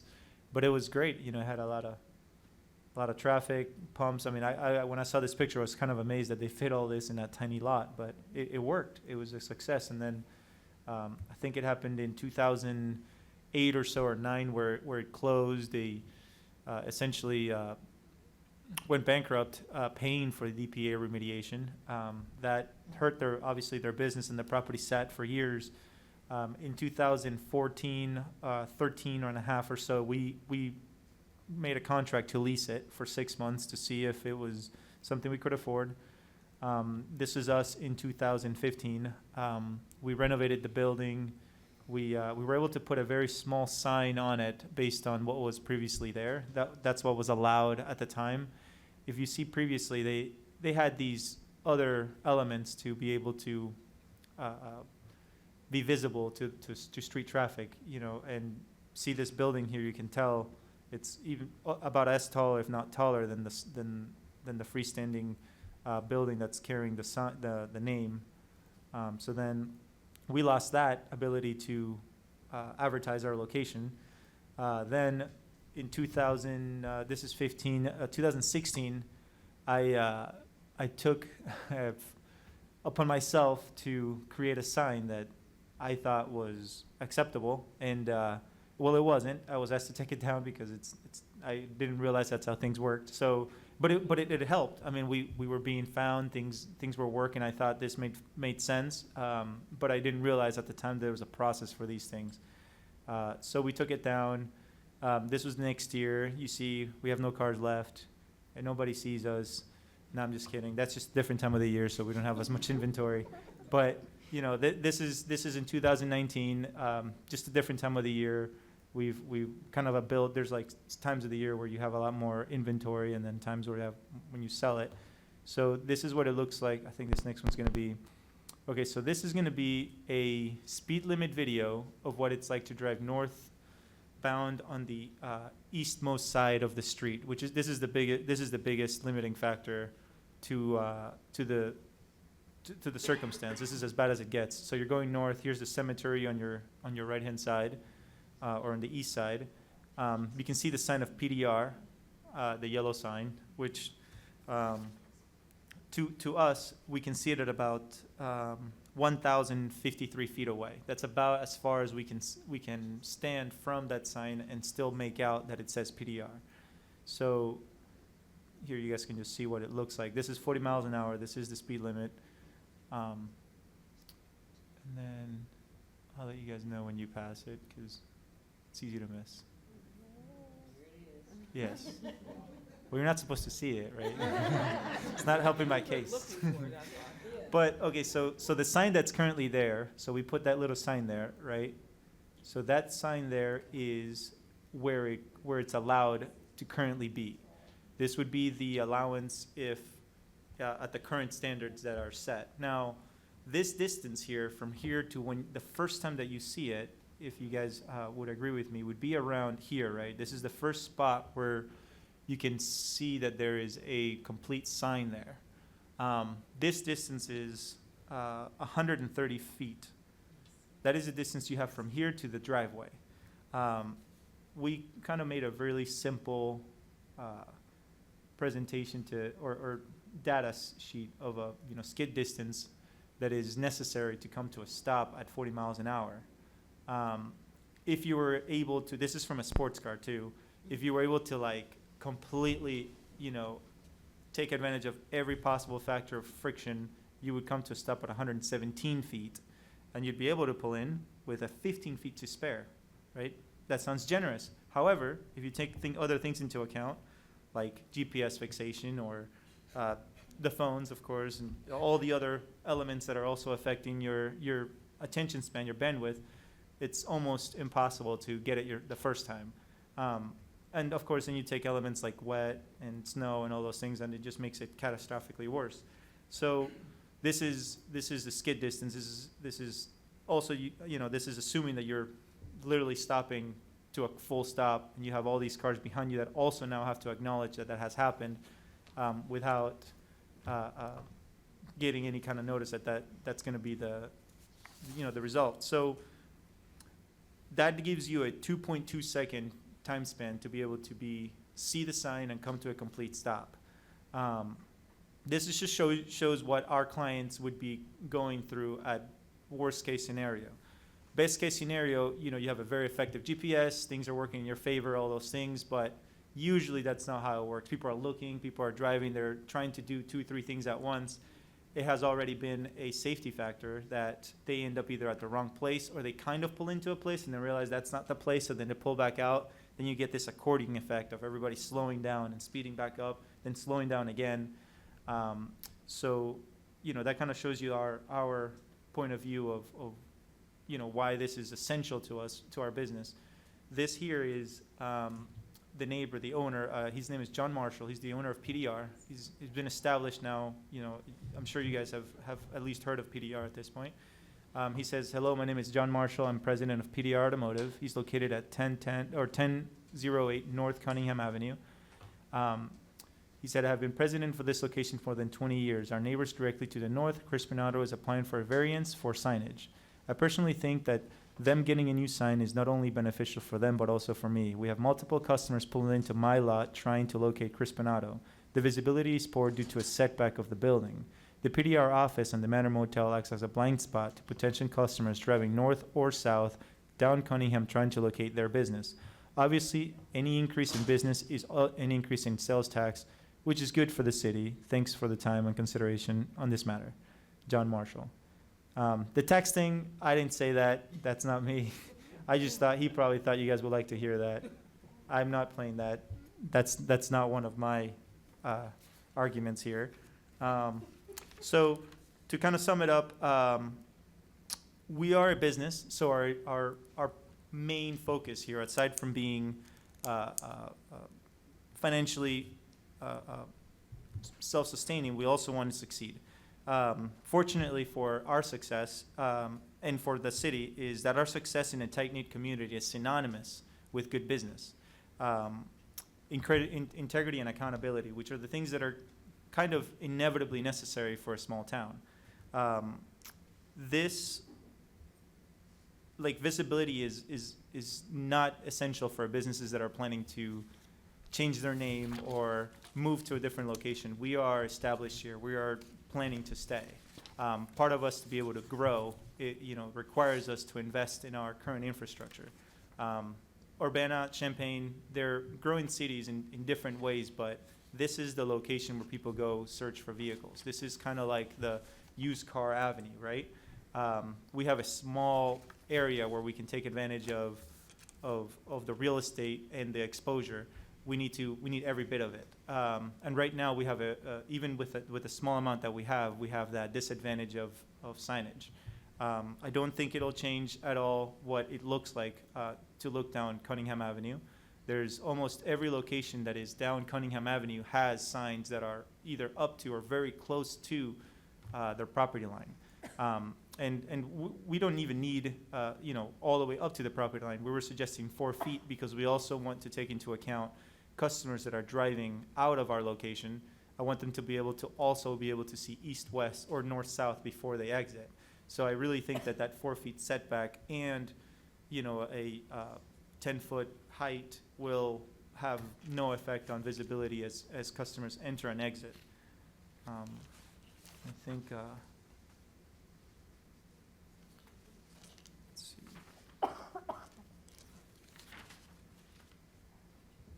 Yeah, that pretty much sums everything on my side, or arguments I can make. If you have any questions. I think you had a mock-up of the sign. Oh, yes, I do. Picture of the proposed sign. This is our sign in Rentoul. This is a little bit bigger in length, but almost the exact dimensions. This is about 4 feet by 10 feet. It'll be about 2 feet. I think we're asking for 4 feet by 8 feet. This sign was already there in Rentoul, so we just where we changed it, or put our name on it. But this will be the exact replica signage design and everything that we plan to use in the Urbana location. Any questions for Mr. Crispin? Chris? What is the company that's making the sign? We haven't yet established the vinyl sign will be a company out of Rentoul that made this sign. American Dow, or Sorry? is it American Dow? No, it's not. It's where Corky's Okay. is. They have their own signage guy. He kind of does it. He's retired, and that's what kind of does as a retirement. I guess he didn't retire, but that's what he does for a living. Okay. Mary Alice? I just want to say thank you for moving your business to Urbana and continuing to do business there. Really, this is probably the best presentation I've seen in 5 years. Wow, thank you. So thank you very That's how much long for we've been all here. of the work that you put in. Thank you. And it really outlined it very clearly. Thank I appreciate that. Thank you. Grace? Thank you. Yes, thanks again for joining us and for the staff presentation. I definitely understand the issue of not seeing it there. I drive by there a lot, and I have to say I see PDR in the motel and my favorite curry place there, and didn't even see you back there as Crispin. So I definitely understand the need for the sign, and I can see how it would be hard and dangerous for people to pull in all of a sudden slamming on their brakes, because that's not what we want in the middle of a busy street. So I definitely understand some of those challenges. I was wondering, on the site plans, I'm trying to make sense of the site plans where I'm not understanding where it says pole, and then on your pictures, I see a pole that's like across the sidewalk, right? Yeah, I think this picture will probably show you. Yes. So you see this pole. Let me see if I can zoom in. There we go. So this pole here is a light pole already existing from. That's just a street sign or street lighting. But so then, would this sign go across the sidewalk? No, it would be on the other side of the sidewalk, 4 feet from the east boundary of the sidewalk. Is that correct? Yeah, the front property line runs pretty much adjacent to the sidewalk. The post will be 8 feet from the sidewalk, Oh, so and on the site edge of the plan- sign will be 4 feet. because I'm looking at the site plan where it says pole, but that's the pole for the sign itself, not the street light pole, right? Correct. Oh, okay, Yeah. thank you. Yeah, I was confused on that, if it was going across the sidewalk. And other questions were, looking at the ZBA minutes, which I appreciate those being included, and if we could just clarify real quick, because the original staff recommendation was to deny this, right? And that was because of the aerial shots versus when we looked at the ground shots, and now you agree with the recommendation, is that right? Yeah, we had some internal discussion that ultimately changed to align with the Zoning Board of Appeals recommendation. So prior to writing the staff memo for the Zoning Board of Appeals meeting, Julio had not provided the video footage of the lack of visibility of the site. Obviously, Julio gave a great presentation tonight, and we learned a lot about the site and its lack of visibility during the Zoning Board of Appeals meeting. The Zoning Board of Appeals felt the same way and recommended approval, and staff felt that it was appropriate to align our recommendation with theirs. Oh, and the original reason to not recommend from staff was, you said that criterion 6 about it not being necessary because from the aerial views, you can't see it's blocked by all the other stuff? Yeah, we had tried to run some mock-ups of what conforming signs would look like from oblique and aerial footage, where the obstructions were actually hitting in terms of visibility, which, to be honest, is not as good as the real thing, and I think Julio's video portrays that a lot better than our drawings on aerial photographs.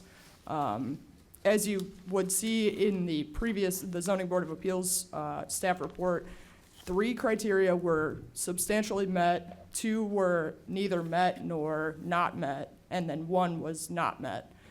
So we went in with some you know, I guess it was a vague recommendation into the zoning board of appeals, knowing that we would get good information from Julio and from the zoning board of appeals to substantiate our recommendation today.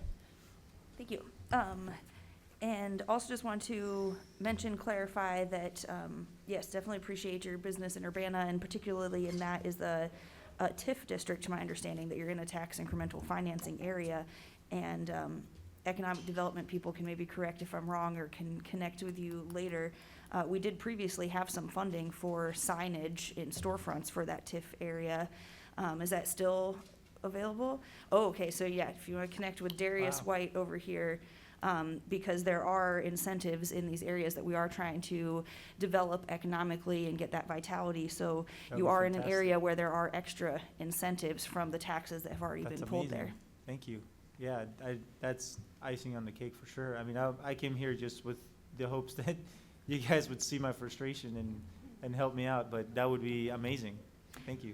Yeah, yes, I think Darius and those folks in economic development are the ones to connect to, because we do appreciate your business there, and that is the area that, you know, there are systems in place trying to support businesses in there. Thank you. That's awesome. Any other questions? Mary Alice? I just wanted to make a motion. Okay, let's get a motion then on the floor. I'll move ordinance number 2022-10-041, an ordinance approving a major variance for Crispin Auto Sales and Exports freestanding sign at 1010 Cunningham Avenue, ZBA 2022 MAJ06 case for approval. Is there a second? Second. Moved by Mary Alice, seconded by Jaya. Further discussion? Chandra? Yeah, I drive down that street multiple times a day. I live down on Cunningham, and I don't think I've ever really noticed. So I will definitely be supporting this ordinance, and like Grace said, glad to have you in the ward. Thank you so much. I hope you see us now. Any other comments? All right, I would say if you decide to get out of the car sales business and decide to be an urban planner, you've got a great future Wow. ahead of you. It's easier to fight for something that's special to you, right? Thank you. Nice job. Appreciate All it. right, will the clerk please call the roll? Ms. Wu? Yes. Mr. Evans? Yes. Oh, Lord. Ms. Hersey? Yes. Ms. Colacetti? Yes. Ms. Bishop? Yes. Ms. Wilkin? Yes. Mr. Quisenberry? Yes. That motion passes. Thank you. Congratulations. Thank you so much.